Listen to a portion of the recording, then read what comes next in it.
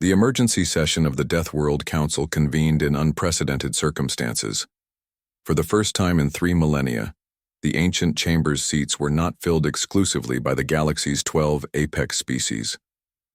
Captain Lee Dong-hyun sat at the center of the circular arrangement, flanked by Dr. Park Min-ji and engineer Kim Woo-jin, while representatives from 7 newly contacted human colonies observed from gallery seats that had never been occupied before. Counselor, Vexithara's scale shifted through patterns of deep purple and gold, colors that indicated profound uncertainty mixed with grudging respect. The Zephyrian's voice carried uncharacteristic hesitation as she addressed the assembly. In 3 standard days, these humans have challenged every assumption upon which our authority rests, she began, her golden eyes sweeping across the chamber. They have survived trials designed to break the strongest beings in the galaxy. They have demonstrated military capabilities that render our combined forces obsolete. They have resolved a conflict that we escalated into rebellion by addressing its root causes rather than crushing its symptoms. Ambassador Krill-Toan's compound eyes reflected the soft light from the chamber's restored atmospheric processors, systems that Engineer Kim had somehow improved during their brief stay. The question before us is not whether humans deserve membership in the Council. The question is whether the Council as we know it should continue to exist. The implications of that statement sent ripples of unease through the assembled representatives. Commander Yulsek's crystalline form chimed with defensive harmonics, though his tone lacked its usual certainty. The Death World Council has maintained galactic stability for 3,000 years. Our methods may seem harsh, but they are effective. Effective at what? Dr. Park asked quietly. Her medical scanner had been running continuously since entering the chamber, documenting the chronic stress indicators visible in every council member's physiology. You've maintained order through fear and suppression, but at what cost? She activated a holographic display showing her analysis of galactic conflict patterns over the past millennium. Rebellion frequency has increased by 340% over the past 3 centuries. Industrial accidents in council-controlled sectors show fatality rates 12 times higher than independent systems. Mental health indicators across council territories suggest systematic psychological trauma in 67% of the population. Those are acceptable losses for maintaining order, Councillor Drax rumbled, his rocky hide scarred from countless enforcement actions.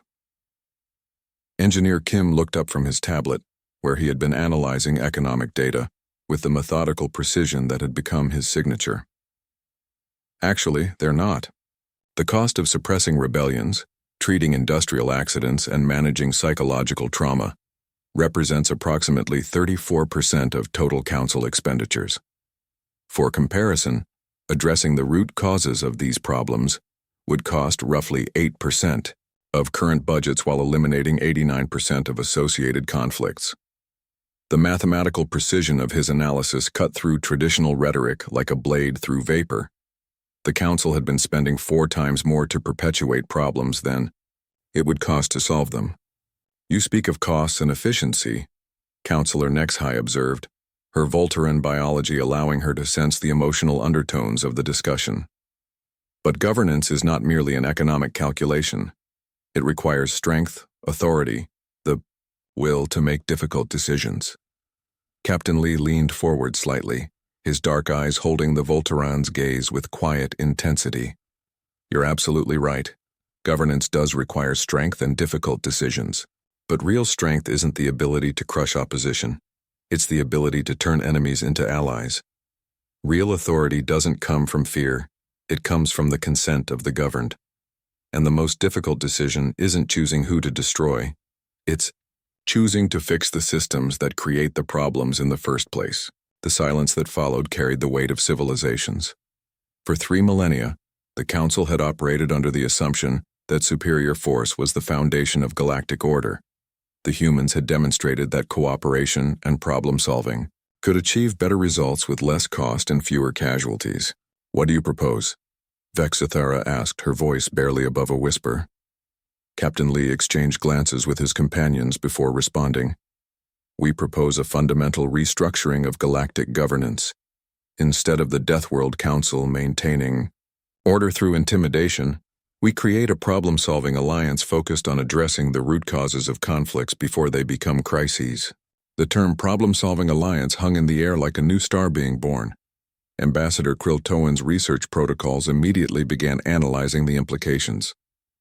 Such an organization would require unprecedented cooperation between species, with fundamentally different approaches to governance, which is exactly what makes it powerful, Dr. Park replied. Diversity isn't weakness, it's strength. When you have multiple perspectives working together to solve problems, you get solutions that no single species could develop alone. Engineer Kim had been working on something throughout the discussion, and now he activated a three-dimensional holographic model that filled the center of the chamber. This is a preliminary framework for galactic governance based on cooperative problem-solving rather than hierarchical control. The model showed a network structure rather than a pyramid. Instead of a central authority imposing order from above, it depicted interconnected nodes of specialized expertise collaborating to address specific challenges. Economic disputes would be handled by species with advanced commercial systems. Environmental crises would engage civilizations with the best ecological knowledge. Military threats would be met by coordinated response teams drawing from each species' unique strengths. "It's beautiful," whispered Counselor Yulsek, his crystalline form resonating with harmonics of wonder. "But can it work?" "It already does," Captain Lee replied. "Earth's United Nations operates on similar principles. We have 194 nations with different cultures, languages, and governance systems, all working together to solve global problems. It's not perfect, but it's stable, effective, and constantly improving." The revelation that humanity had already solved large-scale cooperative governance sent another shock through the Council. They had assumed that strong central authority was the only way to manage diverse populations across vast distances. The transition would not be simple, Ambassador Kriltoan observed. Many species have become dependent on Council authority structures. Some may resist change. Change is always difficult, Dr. Park acknowledged. But the alternative is continuing a system that's becoming less stable and more costly every year. The choice isn't between perfect order and chaos, it's between adaptation and gradual collapse. Counselor Vexithara rose from her seat, her scales settling into a pattern of deep blue that indicated profound contemplation.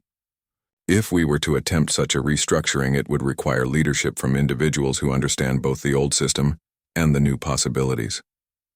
She paused, her golden eyes sweeping across the human delegation. "Captain Lee, Dr. Park, Engineer Kim, the Council offers you not merely membership but founding leadership positions in this new alliance. You would serve as Strategic Coordination Director, Diplomatic Relations Administrator, and Systems Innovation Architect, respectively." The wine.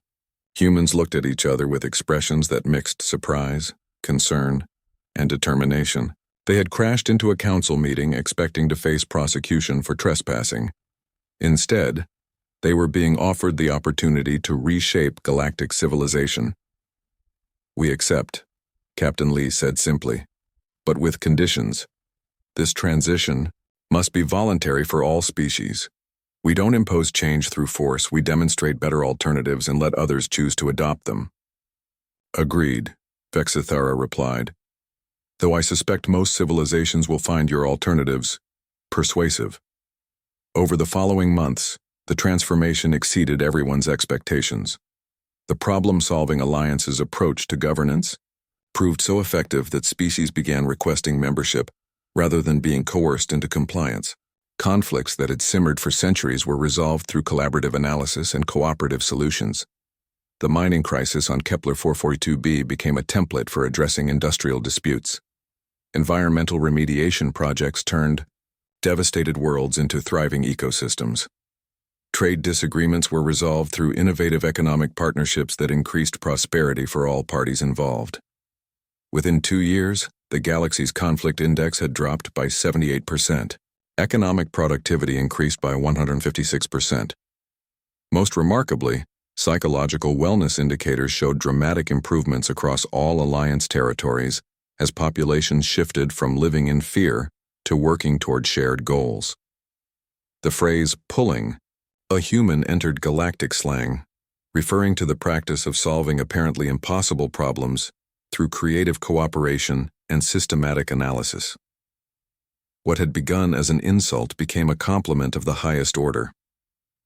The pristine white corridors of Galactic Medical Station Theta-7 had never witnessed such chaos.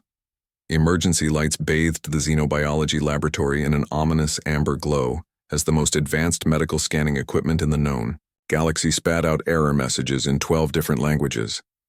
Dr. Velthar's crystalline form trembled with frustration, her translucent blue skin flickering with bioluminescent patterns that indicated extreme stress among her people. "Run the diagnostic again," she commanded, her voice carrying the harmonic undertones typical of the Cathari species. "There must be a malfunction in the quantum bioscanners." Her assistant, a 6-armed helix engineer named Zorith, manipulated the holographic controls with practiced efficiency. "Madam Doctor, this is the 7th calibration check. The equipment is functioning perfectly. The issue appears to be with the specimen." Dr. Velthar turned her multifaceted eyes toward the examination chamber where Captain Do-Yun of the United Earth Ship Discovery sat patiently on the medical platform. The human appeared remarkably calm for someone whose biological readings were causing the most sophisticated medical AI in the galaxy to have what could only be described as a nervous breakdown. "I apologize for the delay, Captain," Dr. Velthar said through the translation matrix. "Your species' biological data is proving unusual." Do-Hyun smiled, a facial expression that the doctor's cultural database identified as indicating amusement or reassurance. "No problem, Doc. Take your time. Though I should mention I'm feeling a bit under the weather today. Hope that's not throwing off your readings." The translation caused Dr. Velthar's bioluminescent patterns to intensify dramatically. Under the weather? The human's cardiovascular system was operating at pressures that should have ruptured every blood vessel in his body. His skeletal density readings suggested bones that could withstand impacts capable of destroying starship hulls. And his neural activity patterns were generating electrical signatures that defied every known law of biological physics. "Define." "Under the weather," she requested, her voice carrying undertones of what humans might recognize as barely controlled panic. "Oh, just a cold," Do-Hyun replied with a casual shrug. "Bit of a runny nose, slight headache, nothing serious." Dr. Velthar's legs nearly gave out. She steadied herself against the control console while frantically pulling up the human's immune system readings. What she saw there made her wish she had chosen a different career path. The human's body was waging a biological war that should have killed him 17 times over. White blood cell counts that exceeded the total cellular mass of some species. Inflammatory responses that generated heat signatures visible from orbit. Chemical cascades that produced toxins capable of dissolving ceramic armor plating. Yet the human sat there, occasionally sniffling and looking mildly inconvenienced. "Dr. Velthar." Zorith's voice carried urgent harmonics. "The other council members are requesting an update. They're growing concerned about the delay." Through the observation deck's transparent aluminum viewing wall, Dr. Velthar could see the assembled representatives of the Galactic Medical Council, 12 species, each the pinnacle of biological evolution in their respective sectors, all watching with growing unease as humanity's first biological assessment spiraled into incomprehensible territory. Ambassador Keltna of the Silicon-based Fourth Collective was literally vibrating with electromagnetic anxiety. The gaseous whispered delegation had condensed into worried purple clouds. Even the notoriously stoic granite lords were showing stress fractures in their mineral-based carapaces. "Tell them we need more time," Dr. Velthar said, returning her attention to the readings. "And summon the emergency xenobiology team. We're going to need every specialist we can get." She approached the examination chamber's communication port. "Captain Do-Hyun, I need to ask you some questions about your species' physiology." "Sure thing," he replied, then paused to cough slightly. The cough registered on the scanners as a minor seismic event. "How often do members of your species experience what you call colds?" "Oh, couple times a year maybe? More if you're unlucky or work with kids. Kids are basically walking germ factories." Do-Hyun's tone remained conversational, as if discussing the weather rather than describing biological warfare. Dr. Velthar's translator struggled with the concept of germ factories, eventually settling on microscopic pathogen distribution centers. She felt her sanity slipping. And this is considered normal? Totally normal. Annoying, but normal. Some people get them more than others. My immune system's pretty good, though. I rarely get sick. The doctor stared at readings that indicated immune responses capable of sterilizing small moons. If this was a good immune system operating under suboptimal conditions, what did a healthy human look like when actually threatened? Captain, I need you to understand something, Dr. Velthar said carefully. Your biological readings are unlike anything we've encountered in 3,000 years of galactic medical practice. According to our understanding of physics and biology, you should be dead multiple times over. Do-Yun looked genuinely puzzled. Dead? I feel fine. Well, except for the cold. But that should clear up in a few days. A few days? The doctor's voice climbed several octaves. Your body is fighting a pathogenic invasion that would overwhelm the medical facilities of most civilizations, and you expect it to resolve itself. In days? Yeah, that's how colds work. Your body fights them off naturally. Sometimes takes a week if it's a bad one. Dr. Velthar turned to address the observation deck, her bioluminescent patterns now flashing in distress signals visible across the electromagnetic spectrum. Council members, I'm afraid we have a situation that exceeds our current understanding of biological science. Ambassador Keltna's electronic voice crackled through the intercom. Explain.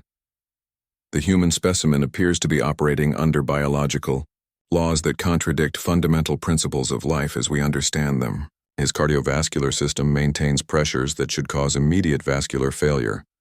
His skeletal structure exhibits density and resilience values that exceed our strongest manufactured materials. His neural activity generates electrical fields that should cause immediate seizure and death. She paused, looking back at Do-Yun, who was now examining his fingernails with mild interest. Most concerning is his immune system response.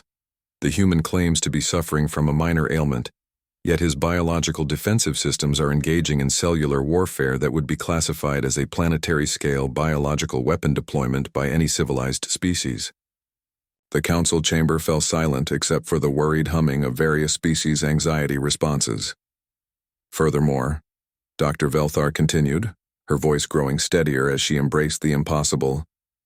He expects this biological warfare to conclude, naturally within days with no medical intervention, no technological assistance, and no apparent concern for his survival. Do-Yun chose that moment to sneeze. The scanner registered it as a localized atmospheric disturbance equivalent to a small, explosive device detonating. Excuse me, he said politely. Reaching for a tissue from the dispenser beside the examination table, Dr. Velthar watched in fascination and horror as the human's body automatically expelled potential pathogens with the force of a directed energy weapon, then immediately began repairing any microscopic tissue damage at the cellular level. The healing process was so rapid it was visible on the molecular scanners in real time. Council members, she announced, her voice now carrying the flat tones of someone who had moved beyond panic into a state of clinical detachment. I believe we are not dealing with a standard biological classification. What we have here is either an elaborate deception involving technology beyond our comprehension, or we are encountering a form of life that operates according to principles we have not yet discovered. She turned back to Do-Yun, who was looking at her with what appeared to be mild concern. Captain, I need to ask you something very important. In your species' medical understanding, what would be considered a serious health threat? Do-Yun thought for a moment. Well, cancer's pretty serious. Heart disease, stroke, major trauma. Why? Dr. Velthar realized that she was about to embark on the most important and terrifying research project in galactic medical history. Whatever humans were, they weren't following the same biological rules as the rest of the known universe. And if this was what a sick human looked like, she wasn't. Sure, the galaxy was prepared to discover what a healthy one could do. The emergency session of the Galactic Council convened in the shadowed chambers of the Prime Station, where representatives from 47 civilizations gathered to address what was being called the human problem. Dr. Velthar stood before the assembled delegates, her crystalline form dimmed by exhaustion and existential dread.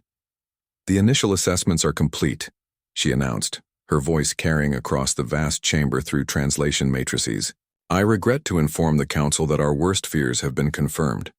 Humanity does not merely bend biological laws, they appear to exist in complete defiance of them. A chorus of concerned murmurs rippled through the assembly in dozens of languages and communication methods. Ambassador Keltna of the Vorth Collective vibrated with electromagnetic anxiety. Dr. Velthar, the silicon-based being transmitted. The Council requires practical demonstrations. We need to understand the absolute limits of human biological capability. That, Dr. Velthar replied grimly, is precisely what terrifies me. But we have arranged for controlled testing with a volunteer specimen.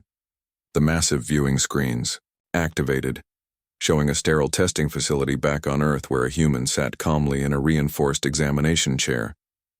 Hyunwoo appeared completely at ease despite being surrounded by enough monitoring equipment to analyze a small star. At 45, the retired soldier possessed the weathered confidence of someone who had seen much of what the universe could offer and remained unimpressed. State your credentials for the record. Dr. Velthar's voice echoed through the facility's speakers. 23 years military service, Hyunwoo replied in accented but clear galactic standard. Special operations, extreme environment specialist. These days I work part-time at a sporting goods store and coach Little League Baseball on weekends. The casual mention of coaching Little League Baseball sent ripples of confusion through the alien council members whose translators struggled with the concept of humans, training their offspring in organized physical competition. Dr. Zendara approached the testing chamber, her normally serene expression replaced by barely controlled anxiety. Mr. Hyunwoo, we're going to begin with basic environmental tolerance. Testing. The first phase will involve atmospheric modification. Sure thing, Doc, Hyunwoo said, settling back in his chair. What do you need me to do? Simply breathe normally while we gradually reduce the oxygen content of your chamber. What followed challenged every principle of biological science known to galactic civilization.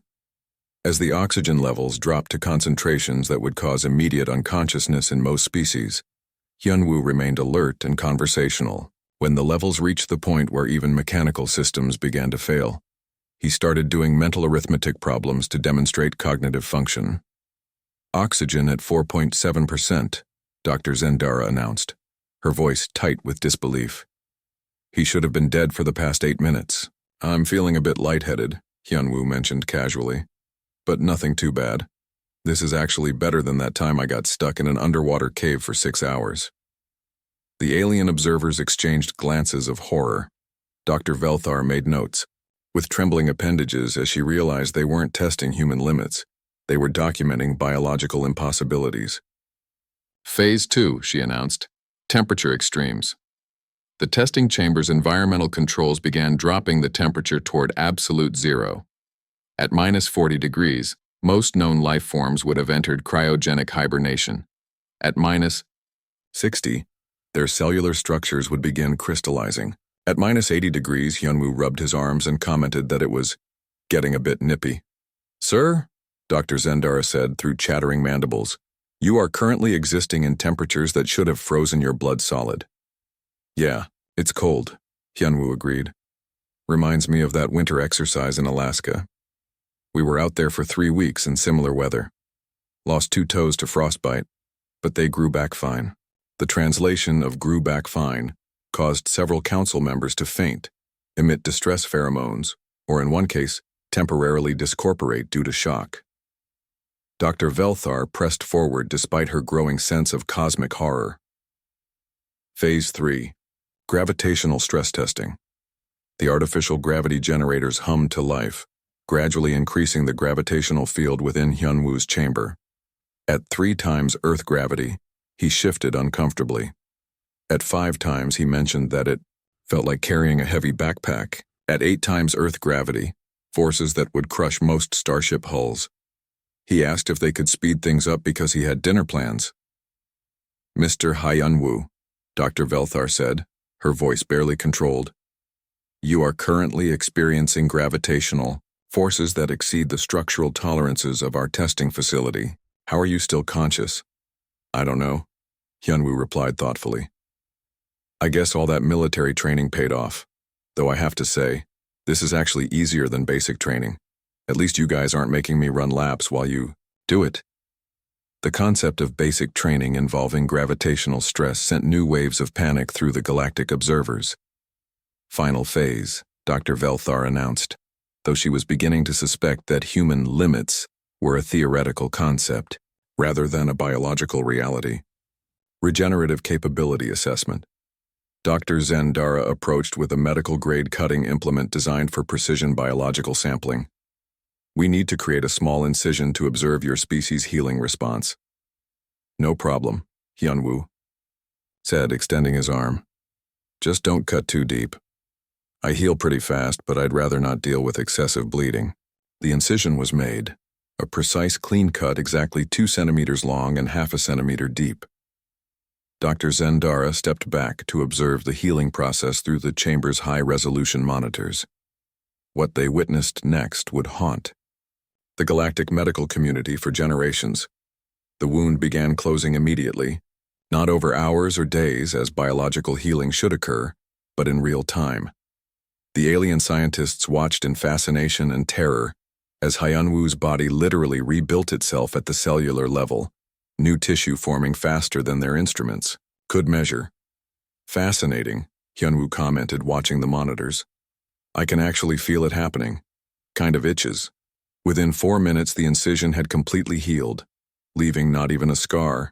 The regeneration process had been so efficient that the monitoring equipment showed the new tissue was actually stronger than the original.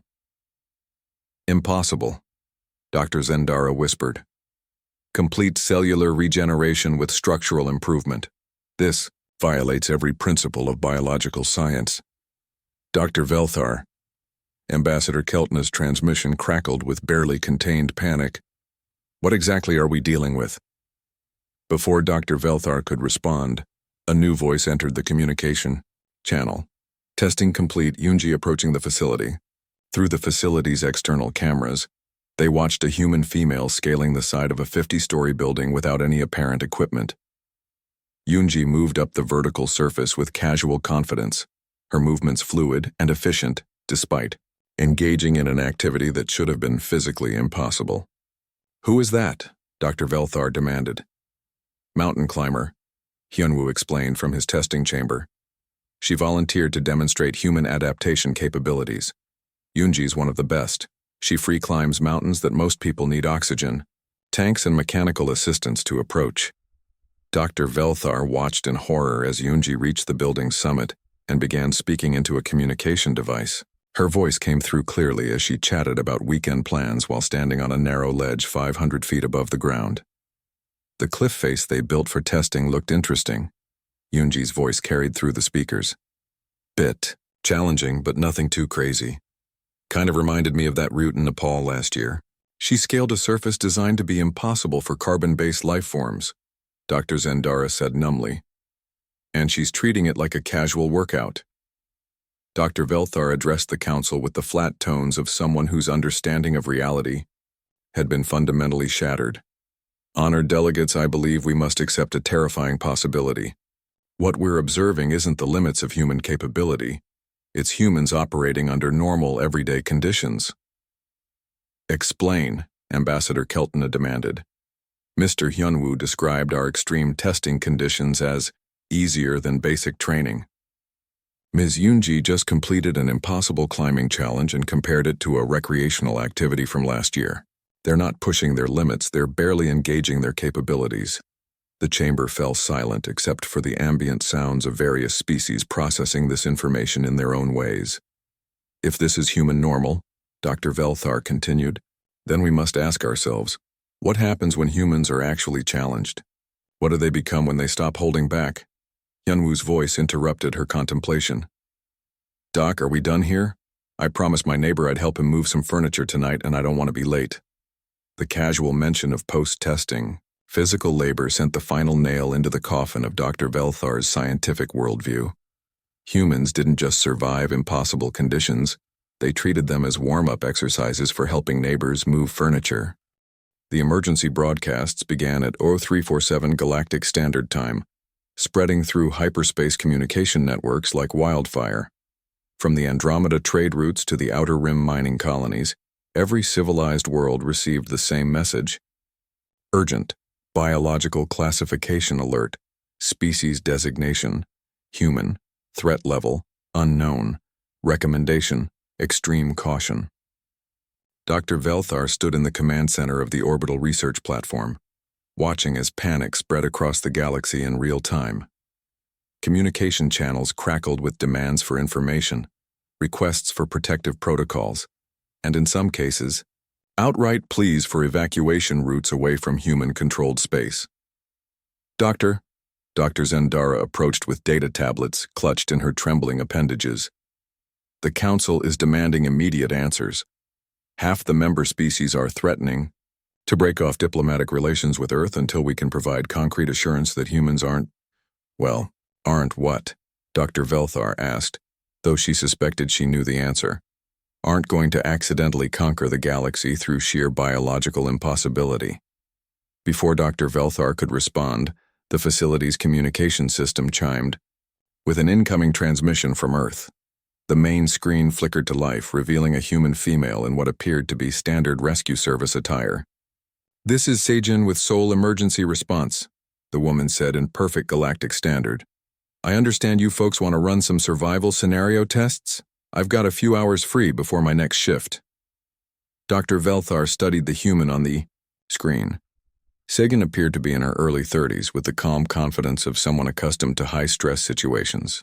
What terrified the doctor was the casual way she referred to survival scenario tests as something to do during her free time. "Ms. Sagan," Dr. Velthar began carefully, "I must warn you that these tests are designed to push biological systems beyond their theoretical limits. They may be uncomfortable." Sagan laughed, a sound that the translation matrix interpreted as indicating amusement rather than distress. "Doc, I've pulled people out of collapsed buildings, fought forest fires for 16 hours straight, and once spent 4 days keeping a mountain climber alive in a blizzard with nothing but a first aid kit and stubbornness. I think I can handle uncomfortable."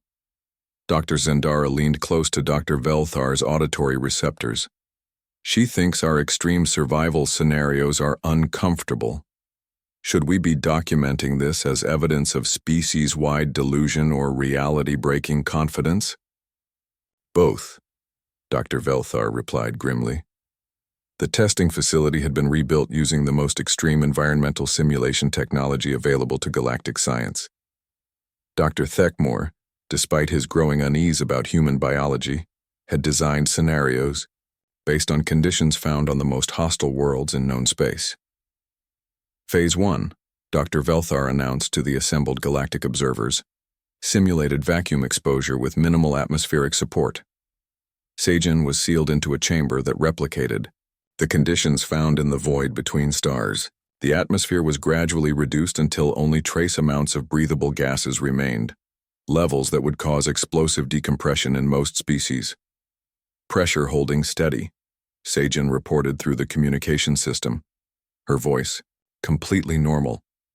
"Though I have to say, this reminds me of that time our emergency shelter got punctured during a mountain rescue. Had to patch it with duct tape while treating hypothermia patients." The monitoring systems showed Sagan's body adapting in real time to the near vacuum conditions. Her cardiovascular system automatically adjusted pressure differentials, her cellular structure prevented moisture from vaporizing, and her respiratory system extracted oxygen from atmospheric concentrations that shouldn't have been able to support life. "Impossible." Dr. Thekmore's arthropod form clicked with agitation. "She's not just surviving, she's maintaining full cognitive function and emotional stability." Phase 2, Dr. Velthar continued with the mechanical precision of someone who had moved beyond surprise into clinical documentation of impossibilities. Extreme temperature and toxic atmosphere simulation. The chamber's environment shifted to replicate the surface conditions of Kepler 438b, a world where the atmosphere was composed primarily of sulfuric compounds, and temperatures fluctuated between extremes that would flash freeze and then vaporize most known materials. Sejin's vital signs remained stable as she experienced conditions that should have killed her several times over. Through the observation window, they could see her examining the chamber walls with professional interest. "Interesting setup," she commented. "This is actually better than that chemical plant fire I worked last year. At least this air isn't actively trying to dissolve my equipment."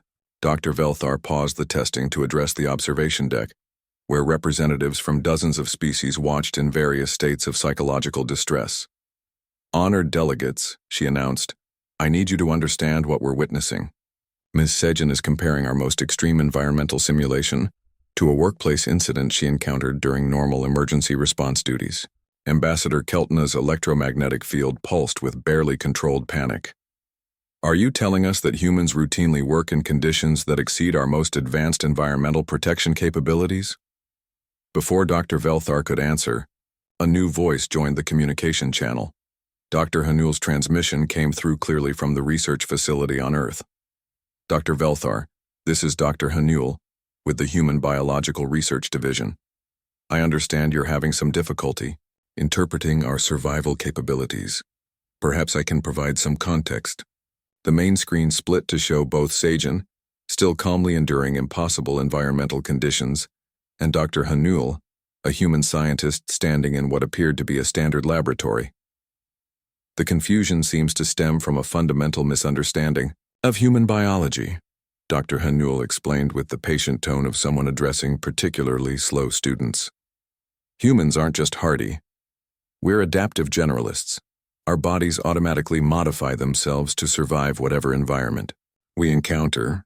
"Explain," Dr. Velthar demanded. "Think of us as biological Swiss Army knives," Dr. Hanul continued. "Every challenge we face, every environmental stress, every survival situation, our bodies learn from it and develop countermeasures. Not over generations, but in real time." To demonstrate her point, Dr. Hanul pulled up holographic displays showing human cellular activity under stress. The alien scientists watched in horror as human cells literally rewrote their own genetic programming to adapt to hostile conditions. "When Sejin experiences vacuum exposure," Dr. Hanul explained, "her body doesn't just endure it, it develops improved pressure tolerance systems. When she encounters toxic atmospheres, her respiratory system evolves better filtration capabilities. When she faces extreme temperatures, her circulatory system optimizes heat distribution." "You're describing evolutionary adaptation occurring in real time," Dr. Zendara said weakly. That's impossible." "Not impossible," Dr. Hanul corrected. "Just human. The implications hit the assembled aliens like a gravitational shockwave. Humans weren't just tough, they were biological shapeshifters designed by evolution to survive anything the universe could conceive." "Phase 3, Dr. Velthar announced, though she was beginning to suspect that human survival testing was an exercise in documenting biological miracles. Extended isolation with minimal resources. Sejin was provided with a sealed chamber containing enough water for 3 days, enough food for 2 days, and environmental conditions that would challenge the life support systems of most starships. How long do you expect to survive under these conditions?" Dr. Velthar asked. "Survive?" Sejin looked genuinely puzzled. "Doc, this is more supplies than I had during that earthquake rescue in Turkey. I'll be fine for weeks." What followed challenged every principle of resource management and biological efficiency known to galactic science. Sejin's body began operating with metabolic efficiency that defied physics. Her caloric requirements dropped by 70%. Her water consumption decreased to levels that should have caused immediate dehydration.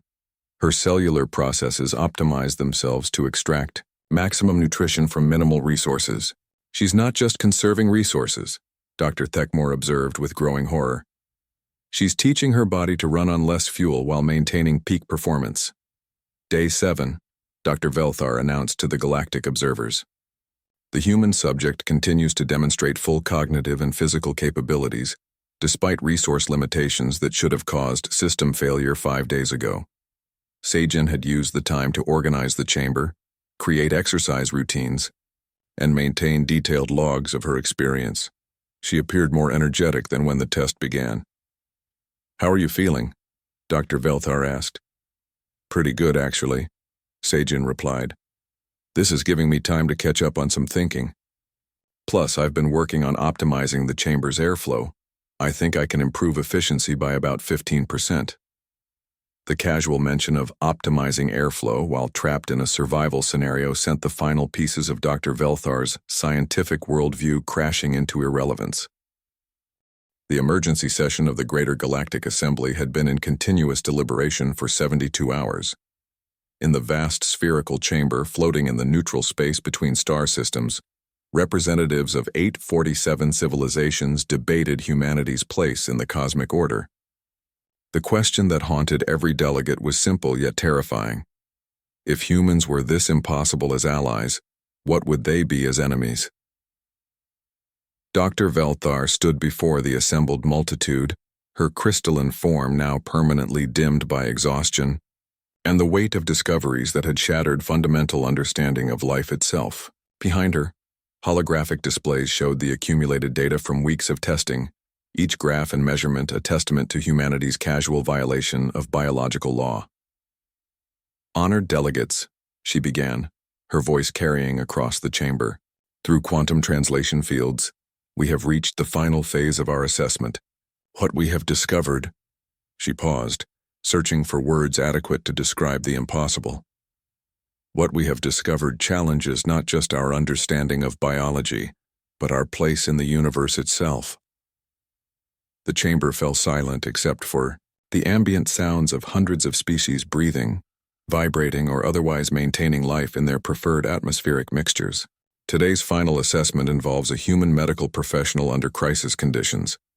Dr. Taiwan has volunteered to demonstrate human problem-solving capabilities when faced with genuine emergencies. The primary viewing screens activated, revealing a sterile medical facility where chaos reigned. Alarms blared as medical equipment failed in cascading system failures. Patients, volunteers from various galactic species, required immediate intervention, and environmental hazards created a scenario that would challenge the most advanced automated medical systems. At the center of the crisis stood Taiwan, a human trauma surgeon whose calm demeanor seemed utterly at odds with the emergency surrounding him. At 38, he possessed the focused intensity of someone who had learned to function under pressure that would break most beings. "Status report," Dr. Velthar requested through the communication system. "Multiple system failures across all medical equipment," Taiwan replied without looking up from a crystalline patient whose life support had just failed. "Environmental controls are down. Backup power is intermittent, and I've got 7 patients requiring immediate intervention with technology that doesn't work." Dr. Zendara leaned toward her monitoring station. "Dr. Taiwan, our most advanced medical AI calculates a 0% survival probability for your patients under current conditions. We recommend immediate evacuation." Taiwan glanced up briefly, his hands never pausing in their work on improvised life support. "AI doesn't account for human stubbornness. Give me 20 minutes." What followed redefined the galactic understanding of adaptive problem-solving under pressure. As the alien observers watched in growing awe and terror, Taiwan began improvising solutions that violated every principle of medical science. When the Cathari patient's crystalline matrix began destabilizing without proper harmonic resonance equipment, Taiwan created a makeshift harmonic chamber using broken scanner components and his own vocal cords, generating frequencies that shouldn't have been possible for organic tissue to produce. When the gaseous whisper delegate began dispersing due to atmospheric pressure loss, Taiwan jerry-rigged a containment field using emergency lighting systems and principles of electromagnetic manipulation that shouldn't have worked without quantum computers. Impossible. Dr. Thekmore's arthropod form clicked with agitation. "He's performing medical procedures that require technologies we haven't invented yet." "No," Dr. Velthar corrected grimly. "He's performing medical procedures that require a mind capable of rewriting the laws of physics in real time." The most terrifying moment came when the facility's main life support failed completely. Rather than evacuate, Taiwan calmly assessed the situation and began converting the medical facility itself into a life support system, using broken equipment, emergency supplies, and what appeared to be sheer force of will. Dr. Tewin, Dr. Velthar said, her voice tight with barely controlled panic. You are attempting to sustain the lives of 7 different species with incompatible atmospheric and environmental requirements using equipment that no longer functions. This is physically impossible. Probably, Tewin agreed, never pausing in his work. But they're my patients, so impossible isn't really an option. The final test came in the form of Nari, a competitive athlete who had volunteered to demonstrate human capability under extreme duress. The testing chamber had been designed to push biological systems beyond any conceivable limit, a scenario where failure meant not just death, but the complete breakdown of physical law. Ms. Nari, Dr. Velthar announced, we need you to understand that this test exceeds every safety parameter we can establish. Our simulations suggest a 100% probability of immediate system failure. Nari stretched casually, her movements causing monitoring equipment to emit warning sounds as they detected biomechanical forces that shouldn't exist. Doc, I've been competing in extreme athletics for 15 years. My personal motto is impossible, is just another word for interesting. The test began with gravitational fields that should have compressed her into a singularity. Nari adapted, her bone density increasing in real time to compensate. When atmospheric pressure reached levels that would crush starship hulls, her cardiovascular system evolved new pressure distribution methods. When temperatures fluctuated between absolute zero and stellar fusion levels, her cellular structure learned to regulate thermal energy like a biological nuclear reactor. She's not just surviving, Dr. Zendara whispered in horror. She's improving. Every impossible condition is making her stronger. But the most terrifying revelation came when the monitoring systems detected something that changed everything. Nari wasn't just enduring the test. She was pushing herself harder than the equipment could measure. The gravitational simulators are at maximum output, Dr. Thekmore reported. But her bio-reading suggests she's somehow generating additional resistance through pure muscular tension. You mean she's making the test harder for herself? Dr. Velthar asked. Affirmative. She appears to be using the testing equipment as a warm-up for her actual capabilities. The galactic assembly erupted in chaos.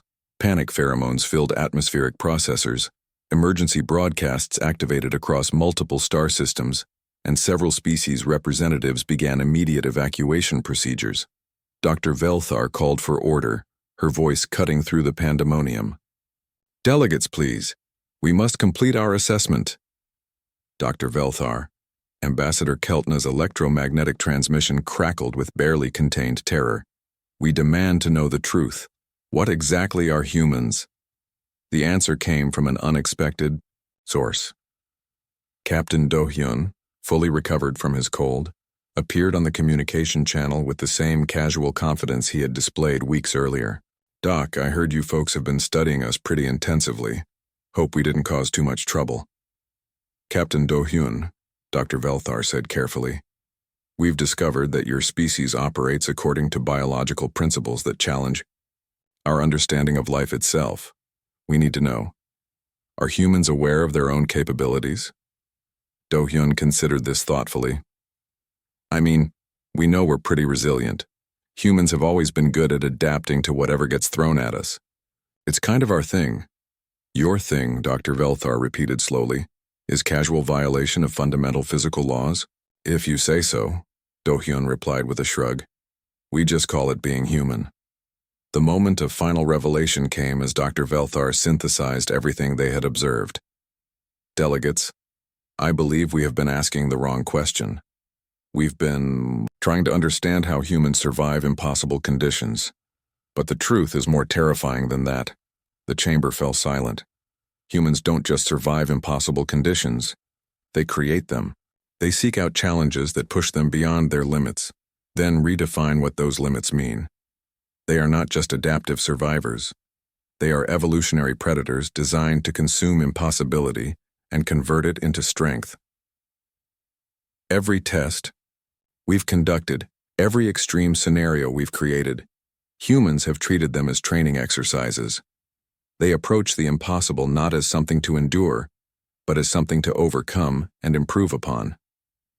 Dr. Velthar's final assessment sent shockwaves through galactic civilization. Humans are not just biologically impossible. They are impossibility made manifest. They are what evolution creates when it decides that the universe needs a species, capable of solving any problem, surviving any condition, and adapting to any challenge. In short, she concluded, humans are the universe's answer to the question, what if we made a species that could become whatever it needed to be? The vote was unanimous. Humanity would be classified as benevolent impossibilities, too valuable as allies to alienate, too dangerous to oppose, and too incomprehensible to fully understand.